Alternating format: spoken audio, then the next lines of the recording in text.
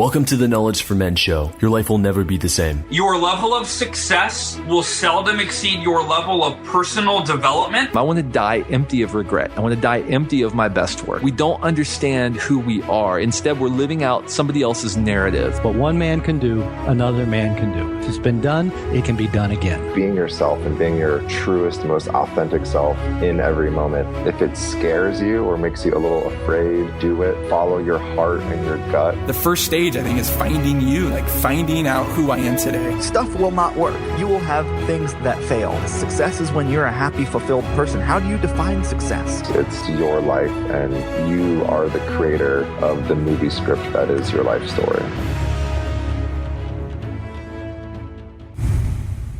How would you like to become unstoppable, irresistible, and unafraid in every area of your life? Get free instant access to my Double Your Confidence program. Get free instant access to my Double Your Confidence program to become a person of action, overcome any obstacle, and scale any height. Go to kfmconfidence.com to get instant access to my program. Again, that's kfmconfidence.com.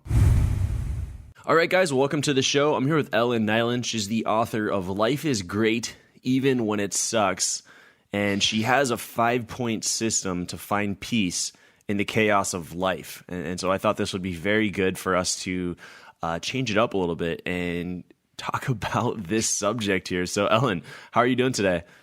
I'm wonderful, Andrew. Thank you. All right. Well, good to have you here, and let's dive in. I start off every episode with some sort of saying or a favorite success quote that the guest has lived by, maybe even something from your book. That'll be fine. But what do you got for us? And then share with us what that means to you. Well, actually, I have two, Andrew. The one is very relevant for me is when you don't love and respect yourself, it is impossible to love and respect somebody else.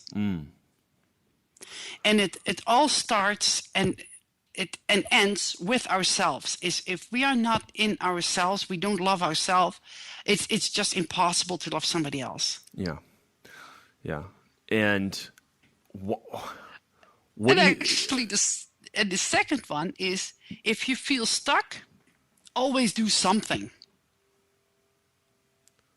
Yeah, and I feel like these can kind of go together, actually. But talking on the topic of self-love, what do you think it is that prevents someone from loving themselves? Because it sounds so obvious, like, oh, of course you love yourself, but it's actually much harder than, easier said than done.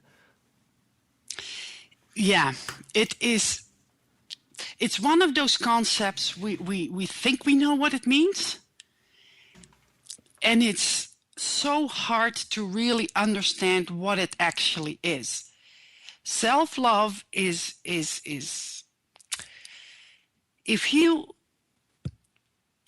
really start knowing yourself, know your strength, know your weaknesses, and it's not to dismiss your weaknesses, but focusing on the strength and really start to understand who you are as a person, and that you are okay the way you are.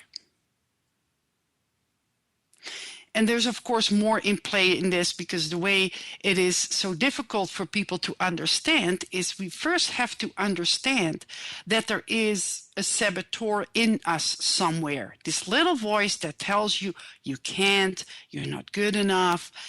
Why in the world would you do that? It gives you the negative feedback. And we believe that voice is true. Till you really start observing the way you think and what comes in, then you start to realize, oh, wait a minute, this is negative self-talk. And that's where we have to start becoming aware of, so that actually when you become aware of it, you can do something about it. Yeah. About this negative talk. Yeah. And this negative self-talk, I think it's prevents so many people from just taking that first step. It's like once you kind of get going, you start building some momentum and it becomes much easier. But often that first step, there's just so much resistance around it. And that negative self-talk is really just making it, it's like an uphill climb to just take that first step forward. Well, put it this way. If you can put this negative voice, if you give it a name, a presence, because you will be surprised how often people see it in a certain form. Mine is a little witch. And when I do something she doesn't like, she gives me the little finger. So before I was aware that Sheila was a presence, it's kind of a stage director who directs your life. And the moment you, as head actor in your own play, takes front or stage, this stage director is going ballistic because he wants the spotlight. So in my case, Sheila wanted the spotlight instead of my true self. So if we can sidestep the stage director and become the full actor in our own play, in our own life, then we're hitting the nail on the head and go, wow, look at that. I am wonderful the way I am. And I can do way more than I ever thought I would. So I really like when, you really talked about taking control of your story, taking control of your life, really, I like saying like being the hero of your story, and that you don't have to do what, other people want you to do or society is telling you to do. You can be the hero of your own story and create the life that you want. Yes, that's absolutely true. But remember, we are programmed from very, very, very young age, and most our foundation of our life is built before the age of 7. So when you start looking at your stage director, you will enter into this dungeon with all the beliefs you had handed down to you from your parents, your society. So whatever you saw as a 7-year-old, all those beliefs come to the front. And you have to look at every belief one by one. Is this belief still relevant? And if I can give an example, my personal biggest dungeon was money, my view on money. And I got my money view from my mother. And her mindset of money was always scarcity. But her money management skills were impeccable. They were great. So as years ago, I really looked at this belief. What is true? What my mom taught me. And what I did, I took on her money management skills as truth, because they are just impeccable. They are great. So I keep them. But her money mindset on the scarcity, I had to let go. I couldn't hang on to that belief as truth, because it's not truth for me. So when you start taking responsibility of your life, you have to look at every aspect, what has been taught to you, and that is from money to religion to how to behave in society. One by one, you have to check them off and take what is still relevant and let go of what is not relevant anymore. Yeah. I grew up with the idea of going to college and getting, the best job that you can, and then climbing that ladder. And there's nothing wrong with that. But for me, it just wasn't something that I wanted to do. And I felt really out of alignment, and it wasn't my story, but I took on someone else's story. But it took a lot of I had to take responsibility for where I was in life and where I wanted to go in order to make and take that leap of faith into building this community and doing something that I really wanted to do. And my mom didn't like it when I first started doing that, when I quit. And, now things have changed, but there were years where it was just, very, very, very dark and challenging. And I think that's what attracts me to your book, Life is Great, Even When It Sucks. And I think so much of guys listening to this podcast, they aspire to do great things and are currently on the path of doing great things, which is just awesome. I love this community so much. And whenever someone wants to do that, they want to take a leap. They want to really reach out for more in life and reach their highest potential. There are going to be times that are very dark, and it's just going to suck. Just like your book. Not your book.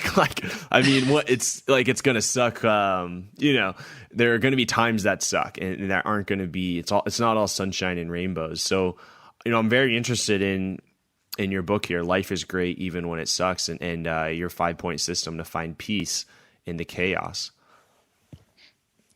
Yes. And can I share the story how I came to write this book? Yeah, I'm interested in that too. So how did you get started with what you do? And this is really the foundation of the whole book. Okay. Yeah, please. I grew up in the city. I'm a city girl. But apparently from the time I was 4, I wanted to be a farmer. And with no farm in my family whatsoever, I went to agriculture school when I was 14, and I wanted hands-on experience. So I was looking for farms who would take me on and would teach me farming. And I had a very young teacher. He was 25, and he said to me, "Ellen, go to my parents, and my dad will teach you everything you need to know about dairy farming." I said, "Okay." So I went to his farm, and I met his parents, and this couple, Will and Sue, did a transformation through my whole life. And they are so inspirational. I came working there, and I found out they had 4 kids. One died when he was 3 years old. The daughter was born with brain damage. The second oldest son, he was hit by a car when he was 12 and ended up with brain damage.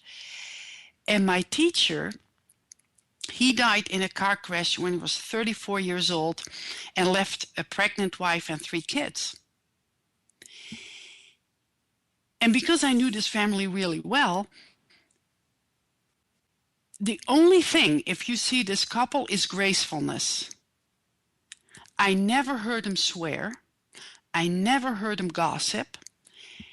And if they would correct me, I mean, I was a teenager, right? So yes, that happened. They always did it with a laugh and a joke, but it came very clearly, this behavior we don't tolerate. So it was character building instead of breaking me down. And those teachings, what I saw that this couple did, I saw a living example on how I wanted to live. So whenever happened in my life, I always referred back to them and go, it's not as bad as where they went through. And that's how I came, the foundation of the book, Life is Great Even When It Sucks. By this tremendous inspirational couple. Yeah.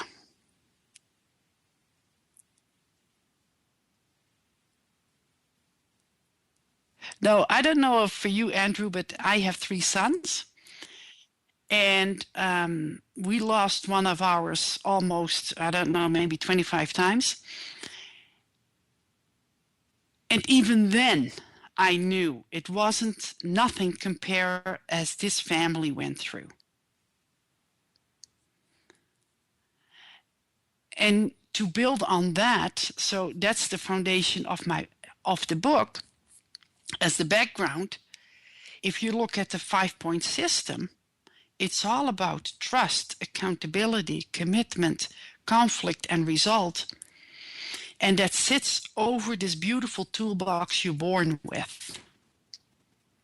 And this 5-point system, if it's without insecurities, it's phenomenal. But we teach our kids from our own point of view. So there is always insecurity on there. And that contaminates this beautiful toolbox you're born with. But the more you look and dissect your own role in the play, what we call life, that's the more lighter you become. And the more clear you become. And the less baggage you have to take with you.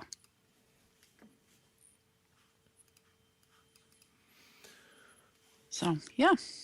So someone who's going through a crisis right now, I feel like how someone handles their crises is proportional to like their ability to be happy, because the crises in life, it seems like they kind of come like back to back. It's like a wave, right? It's like it doesn't, like you solve one and then it's not like you're just free forever. Like another one's on its way, and it's like it's kind of like just the waves of life. It's the seasons of life, if you will. And crises for some people can really deter them from trying to achieve their goals. It's like, ooh, I got this thing going on, whether it's it could be someone in their family, something that I'm currently experiencing right now, or it could be just their own limiting beliefs. It could be something that's happening to them, financial distress, things like this. And it's their ability to really not like enjoy the turbulent times, but to like embrace the turbulent times and find the lessons within those turbulent times to carry with them into the future. Well, you actually answered your own question. Attitude is everything. You can sit on a stone and go, poor me, and playing the victim. And mind you, there's nothing wrong with playing the victim for a short period of time. Because we all need that poor me attitude maybe for a little bit. But there comes a point you have to pick up yourself and go, okay, this has happened to me, whatever it is, right? In this case, your personal story, somebody else lost their job, doesn't get along with the partner. But it is what happens. Not what happened, but it's how you react to it. You can sit on the stone and go, okay, let me refocus here for a moment. Let me gather all the facts. What do I know? What do I want to happen? And which steps do I need to take to move in the direction I want to go? And that you get in attitude. So it is really looking into taking the steps on what can I do personally, what is in my power, what can I do to move forward. But do nothing. Because when you sit and get stuck in your wheels are spinning in the mud and it doesn't help anybody, that's not empowering yourself. Yeah. It's drowning. You're just drowning. Once you stop swimming, you're drowning. You're going to sink, and it's going to overwhelm you. They always said there's a couple of things sure in life. That is paying taxes. Somewhere down the line, we will all die. And life is always changing. Nothing stays the same. We would love that it stays the same. But that's not what life is about. It's all about changing and how you ride the waves. Yeah, and adapt to the changes in life. That's a good point. So I'll use an example because I think there's quite a few guys who might relate with this, but like a divorce or a serious breakup, putting that on the table here, like there are moments in that relationship that were amazing, happy, intimate, just great, but things change and people change. Yep. And we can really, as men, like want to like fix the relationship. Like, oh, what can I do to fix it? Right. Yeah. And Yeah. trying to fix something that can't be fixed, or not embracing the change or the new direction. It's like fighting against the wave instead of, I guess, riding the wave in a new direction. And especially in a relationship, it is not easy. I can talk from experience. I'm with the same man for 34 years. And people go, oh, they glorify it. I go, no, there are days that you go, just go away. Leave me alone for a little bit.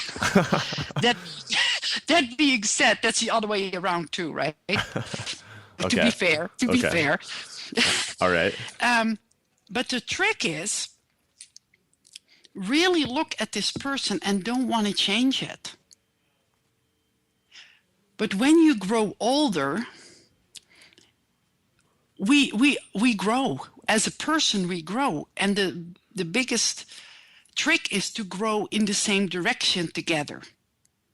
If the direction is not the same and you grow further apart from each other, then maybe it's better to say, hey, you want different things out of life. Maybe it's better to call it quits instead of trying to put a round screw in a square hole. Because you try, but it's never going to fit. Yeah. And I think that's the same with relationships. Yeah. And that's so tough to do, to just sometimes when you're looking at a relationship or even a business, whatever, and just it's just not working, and to just walk away sometimes can be so difficult, because it's an attitude. It's all perspective, right? You can look at it like I'm losing this relationship, or walking away could be I'm gaining, more time, more opportunity to do something that I really want to do. Maybe more freedom is another way to look at that same situation. Yep. But then before you even say we're going to split, really think about it while in the breakup, because everybody has a role in it. And even if you have a partner who cheats, look at what went wrong before this partner cheated on you, because there is a reason why a person cheats. It's not as simple as I don't love you anymore. There is always more to the story. Yeah. And if you find your role in it, whatever, it can be a very small piece, right? But if you discover what your role in this is, then you feel better about yourself, even if you break up anyway. But then you're not repeating the same mistakes the next time you go in a relationship. So it's not only about the relationship you're in right now, but also look ahead on the next relationship you're going to flow into. Yeah. Yeah. This is, it's, taking those lessons, if you don't take the lessons, then you're right. You're going to repeat those same mistakes and, go from relationship to relationship thinking that, there's something wrong with these women, and pointing your fingers outward instead of, doing some internal work, looking inward and seeing what could I have done. And don't get me wrong, if you start this journey going inwards, it's almost one of the hardest journeys you will be on. I mean, becoming a president is even easier because you can take steps to do that. And you learn tricks on how to do that. But going inwards, you're facing your own inner demons. And nobody actually wants to do that. But you know what? If you're going through hell, keep on going. Before the devil knows you're dead. There's actually a song about that. Yeah. Because that's what it is. Keep going. Because nothing is as bad when you go through your own inner inner demon kingdom. I was going to say, why do you think that you said it's easier to become president than to do work inward? Or becoming a president, even an astronaut. What it is, there's a manual for it. There's a manual for it. Right, yeah. There's a to-do list. It's the to-do list. You check it off. I do this, this, this, and this. And then you get there. I'm not saying it's going to be easy to become president, but you know what I'm saying, right? So there is a whole structure to do that. And if you really do your diligence, then you find the structure to get there. But when you go inwards, there is not really a manual because everybody is slightly different. Everybody has fears, but all the fears are slightly different.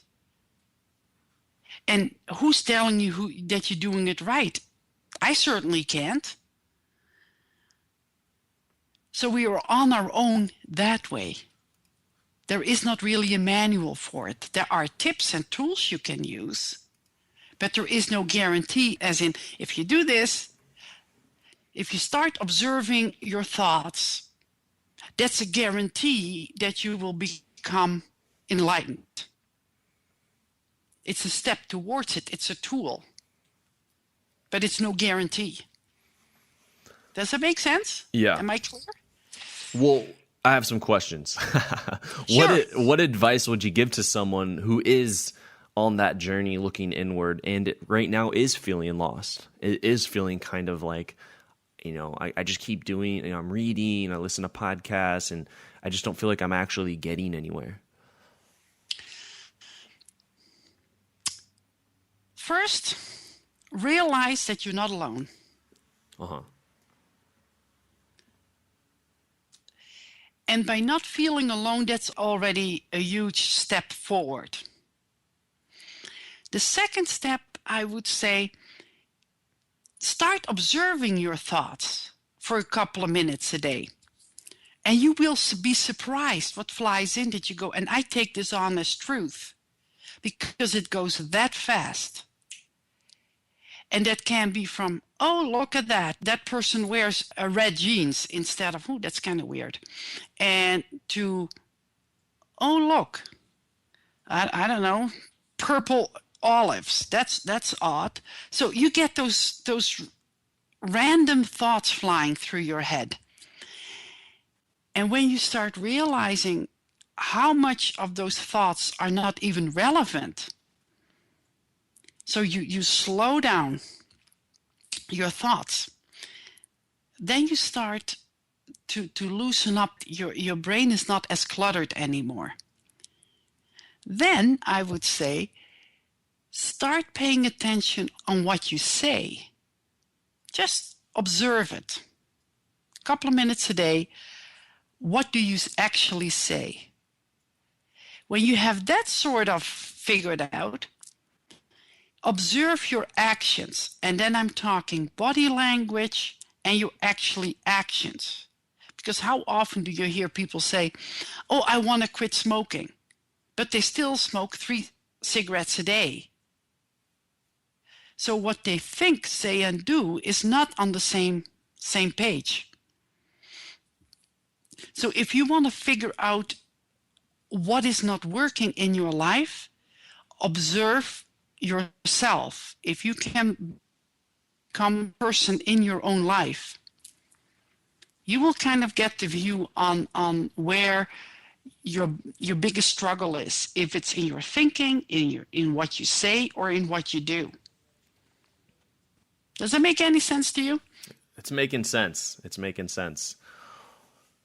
And I think you said earlier that it's important to realize that you're not alone. And I think many, men and women, I think they do feel alone. Like they're lost, and that they're the only ones who are lost, and that everyone else has it figured out. Yeah. Oh, I always laugh when I hear that. And the reason I laugh, because if you really observe people, really observe them, and what they think, what they say, what they do are not matching up. Uh-huh. So how figure out do they have it? Right. And Yeah, oh, something else flew through my brain, what I wanted to say, and it's not coming out right now. But that's actually where I get my biggest kick out of. Because and it looks like that a lot of people have it together till you actually start really paying attention. And their insecurities will come out when you really look at it. And it comes out in if they put somebody else down. So in the way they talk. If they want to make themselves feel better, if they put others down, or blow themselves a little bit up. Look what I did. That's all insecurity talking. And we all encounter people, and we all probably doing it, even subconsciously, because we're all doing it. Because we feel that we're not measuring up to whoever they is in our mind. We're not smart enough, we're not beautiful enough, we're not, or handsome enough in men.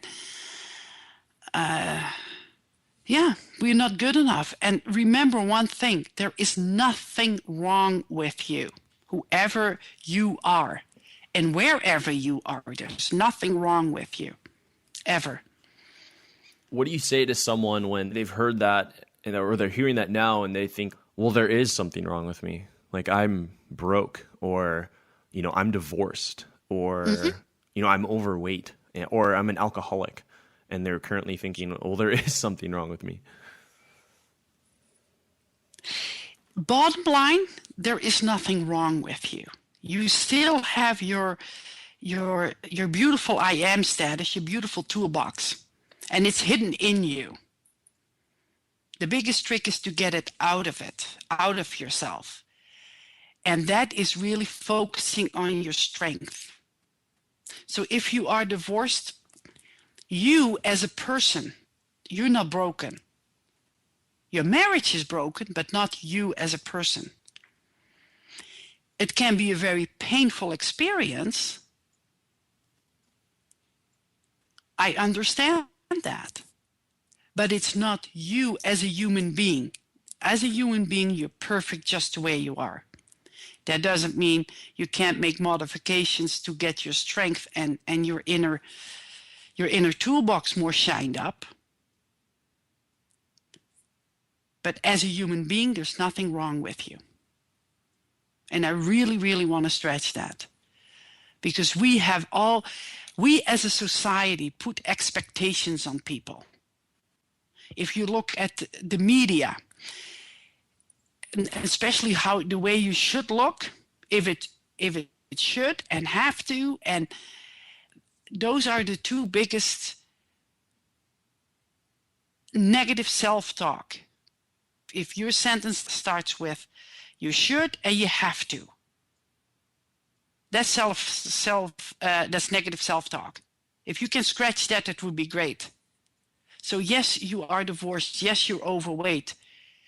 But what are you going to do about it? Dig deep, get this toolbox out, and move on. And by toolbox, what do you mean more specifically? Yeah, the toolbox is these beautiful qualities you get when you are born. Okay. And everybody has different ones. And the way I was kind of thinking about it this morning to explaining it is you get for Christmas a toolbox with all tools in it. And it's all shiny and it's all new, and one is a drill bit and another one is your saw and another one, you know what I mean, right? The whole nice toolbox.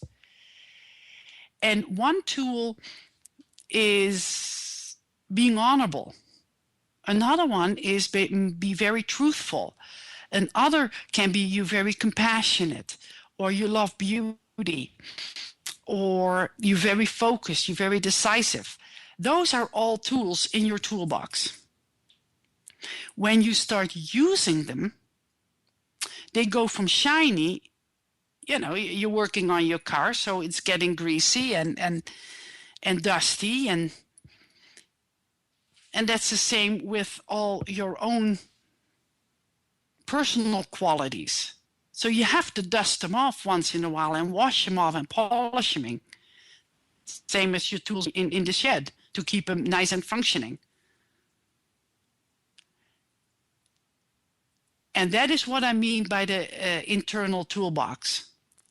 So if your quality is being decisive, use that to your strength. And be decisive in start focusing on what you want and which steps you need to take to get it. Or if you're very persistent, use that tool. And normally we all have 10, maybe 15, what we use through life to keep us going. So if you find those inner strength, that really helps you to move forward with the right attitude in life. Yeah. I hope I didn't confuse people here. No, I think people were wondering what the toolbox was, and you just shared with us what that was. It's the unique talents and gifts that you've been given. And so I think it's often that we bottle those up and don't share those with the world. Yep. We don't feel like we're worthy enough, or there's these other limiting beliefs that prevent us. But when we do, we really start to see more success and fulfillment in our lives. Well, same as the family I shared with you, right? Will and Sue. They ooze out gracefulness. It was unreal. I would love when people would meet this couple. And sorry to say, but he passed away already. I mean, she's in her late 80s.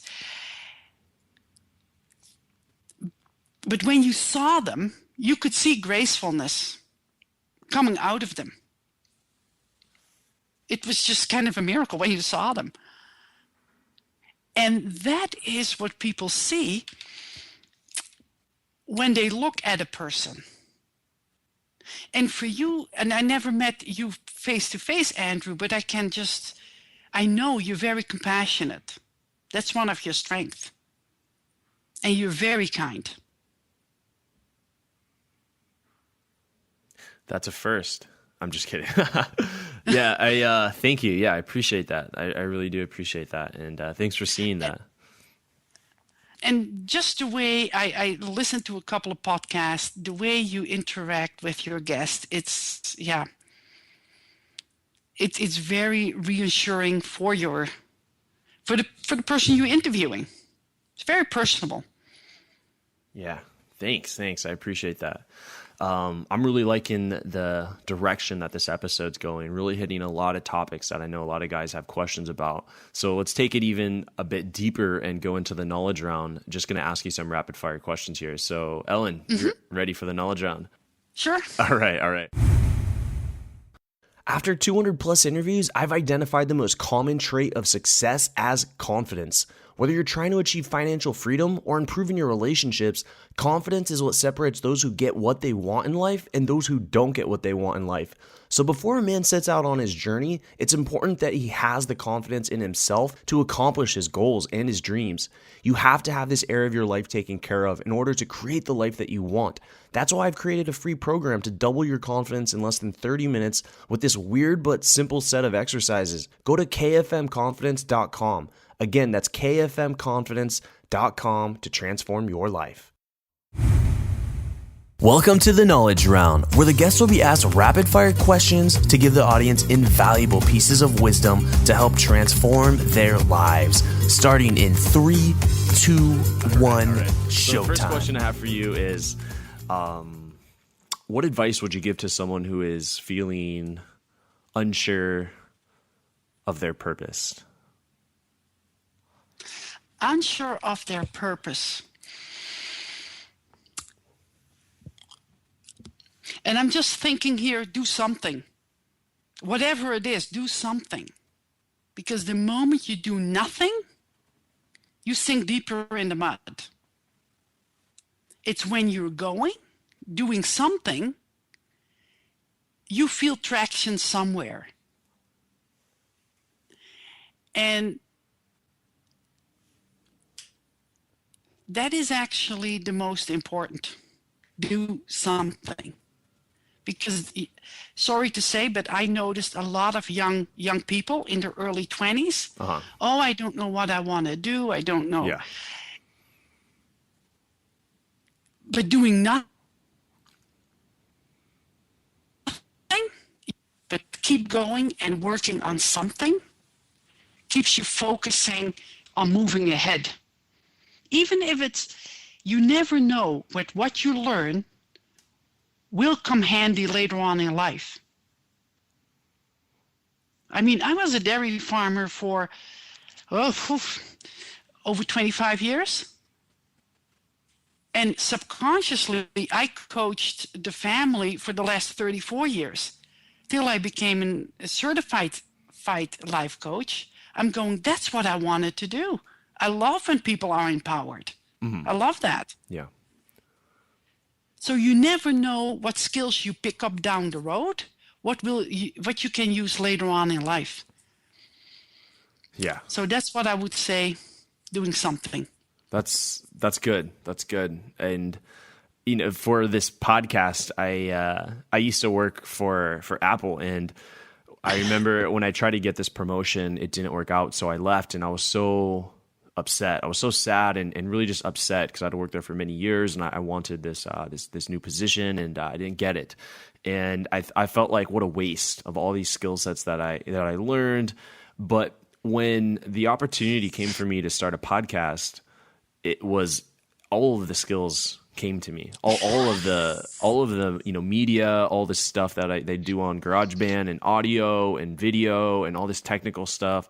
Everything I already knew how to do it. Like I was uniquely qualified to do it, but I had no idea what a podcast was. But when I learned what it was, I was like, oh, I could do that. I knew it was something I could do. And that's where we are now. I've been doing it ever since, and it's just you're absolutely right. It's like the skills you learn. It may not be exactly, you may not be doing exactly what you want for the time being, but when you walk away, the skill is the victory, and you can apply that into your future, whatever it is. It can be used. And that's kind of it. I think that is it. Yeah, we just solved that problem for. Okay, so what would you say are, let's say, like 2 of your most influential books that have helped you on your journey? Oh, books itself or writers? Books. Well, you could share, you could share a writer or so, but the author. Getting Naked from Patrick Lencioni. And and why? What's that about? The title is mentioned, right? Yeah. It's actually about becoming, pardon my maybe poor English, because English is my second language. Okay. Vulnerability in business. That's what the book is about. I'm looking, and what stood out to you about this book as one of your most influential books? That it is really necessary to show your vulnerability to others, because we learn so much to be tough and put on a mask, but basically what you do is A, you're shutting people out, B, you are fooling yourself, and you're missing out on a great opportunity to be collaborate with others. Yeah. So yeah. Got it. Another book?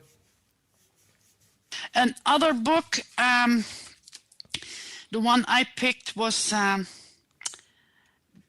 again, watch my language, The Anatomy of Peace. Okay, the Anatomy of Peace, or is Thank you. Yes. Okay. All right. Yeah. All right. And what Yeah. was special about that book? We did this book in leadership, and it's all to learn how to switch your perspectives. from your perspective to somebody else's perspective, and learn how to walk in somebody else's shoes. So for me, that is it's a very good trait to know on how to do that in business and in daily life. So that book really stood out to me. All right, I'll have to check that out. And checking out the Getting Naked book, gonna add that on the Amazon wish list. So this next question is really a scenario. So imagine you have 60 seconds with 25-year-old Ellen. What would you tell her to do, and what would you tell her not to do if you could talk to her? Oh, 25-year-old Ellen. What was she up to? Oh, man. Well, I'm just kind of thinking where I was. There was so much going on in my life. I wouldn't go back even if I wanted to. Okay. Just a lot of illnesses with myself, with my kids. Okay. Everything will be okay. Everything will be okay. That I would tell myself when I was 25. Don't stress about the little things.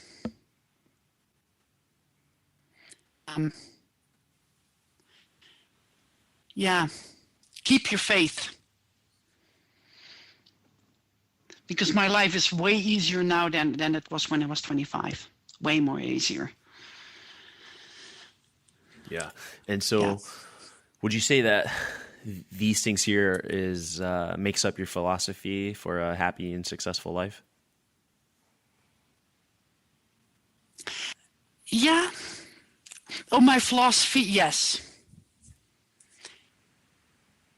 Yes, I was very grounded when I was a 25-year-old, but there was just so much going on. I had 2 kids, 2 chronically sick kids. I was myself was chronically sick, almost losing my 3rd son. So no, like I said, going back to when I was 25, but keeping the faith,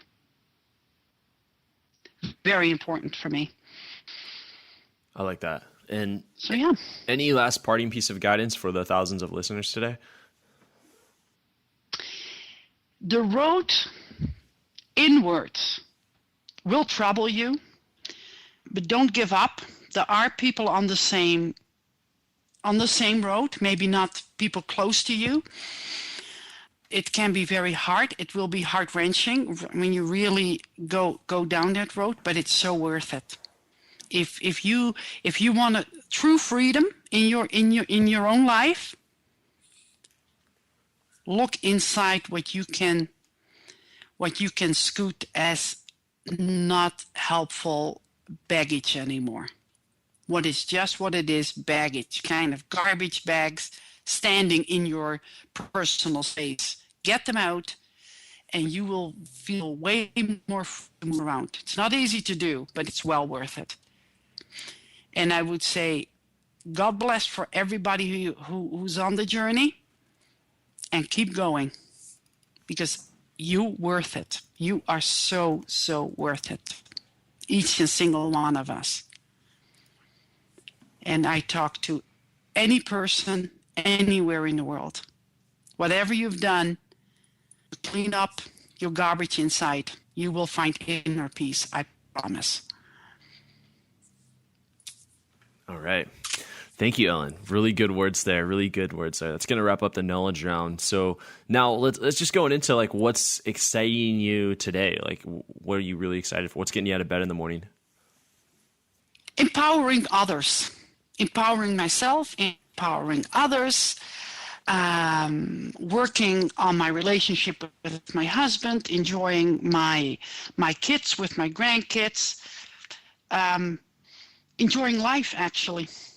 Just every single moment.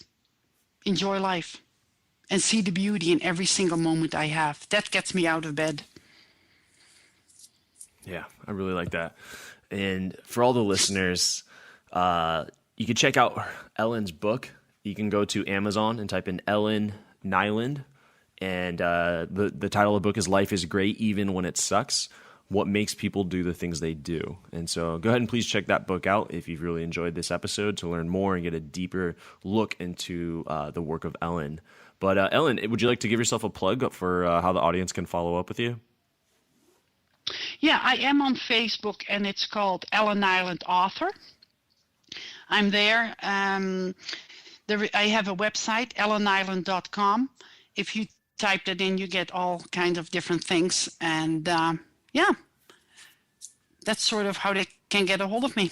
All right, Ellen. Well, thank you so much for sharing your story and being vulnerable here with my audience. I know we've gone through quite a bit of deep topics, and you've provided some really good insight. And I know it's going to make an impact on a lot of guys listening today. I really hope so. Thank you for listening to the Knowledge for Men podcast. Hundreds of interviews and 1 million downloads later, we're continuing to build an international movement, and we've just started. So if you enjoyed this episode, go ahead and leave a review in iTunes. It really helps to grow the podcast. Guys, 2015 is the official year of living with purpose, where every day you do only the things that matter to you. You wake up, live with purpose, and take massive action towards the life you want. Check out kfmfree.com to get free tools I've created to help you crush life. Again, that's kfmfree.com. This is your host, Andrew Farabee, and I'll see you in the next episode.